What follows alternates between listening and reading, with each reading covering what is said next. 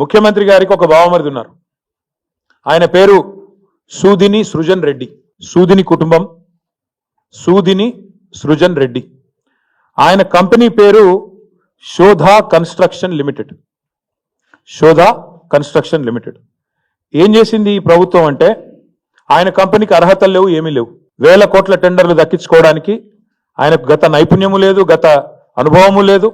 అక్కడ అసలు కనీసం టెండర్లలో పార్టిసిపేట్ చేయడానికి ఆయనకు ఉండాల్సిన ఆర్థిక వనరులు కానీ, ఆర్థిక పరపతి కానీ, ఆర్థిక సంపత్తి కానీ ఏదీ లేదు.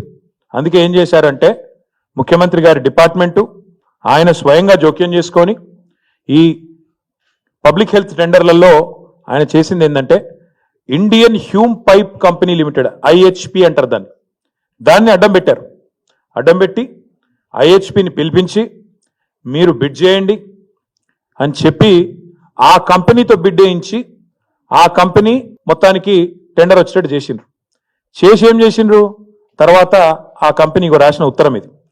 ఆ కంపెనీ సెబీ నిబంధనలకు అనుగుణంగా, సెబీ రెగ్యులేషన్ 30కి అనుగుణంగా, ఎందుకంటే అది లిస్టెడ్ కంపెనీ, స్టాక్ ఎక్స్చేంజ్లో, నేషనల్ స్టాక్ ఎక్స్చేంజ్లో, బాంబే స్టాక్ ఎక్స్చేంజ్లో అది లిస్టెడ్ కంపెనీ.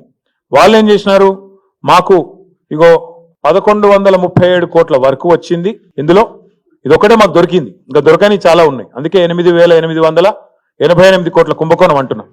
ఐహెచ్పి అనే కంపెనీ వారు ఎన్ఎస్సికి బిఎస్సికి ఏం రాసినారంటే, ఈ 1137 కోట్ల వరకు నాకు తెలంగాణలో water supply projects and sewerage projects under Amrit 2 by government of Telangana మాకు వర్క్ వచ్చింది. అందులో మేము ఐహెచ్పి అనే కంపెనీ కేవలం 20% మాత్రమే మేము ఎగ్జిక్యూట్ చేస్తాము. ఇలా స్పష్టంగా వాళ్ళే రాసిండ్రు. మీకు ఈ కాపీ పంపిస్తా, చూసుకోవచ్చు. అంటే 1137 కోట్ల వర్కులో ఏ కంపెనీ అయితే అర్హతలు ఉన్న కంపెనీ ఉందో ఆయననేమో 20% పనిచేస్తారట. ముఖ్యమంత్రి బామ్మర్ది మాత్రం 80% పని మాత్రం ముఖ్యమంత్రి బామ్మర్ది మాత్రం చేస్తారంట. అంటే ఈ ఇండియన్ హ్యూమ్ పైప్ అనే కంపెనీని ఒక శిఖండి సంస్థలాగా అడ్డం పెట్టుకొని ఇవాళ సూదిని సృజన్ రెడ్డి, అనుముల రేవంత్ రెడ్డి ఇద్దరూ కలిసి ప్రజాధనాన్ని కొల్లగొడతా ఉన్నారు. ఇదే కంపెనీ తన సొంత బావమరిది సూదిని సృజన్ రెడ్డికి సంబంధించిన శోధా కన్స్ట్రక్షన్, దాంతో పాటు ఏఎంఆర్ ఇండియా కంపెనీలతోని జాయింట్ వెంచర్ ఏర్పాటు చేసి వాళ్ళు ఈ వర్క్ వాళ్ళకు వచ్చేటట్టు మొత్తానికి ముఖ్యమంత్రి గారే స్వయంగా అధికారుల మీద ఒత్తిడి తెచ్చి ఈ కార్యక్రమాన్ని పురపాలక శాఖనే కేంద్ర బిందువుగా జరుగుతూ ఉంది.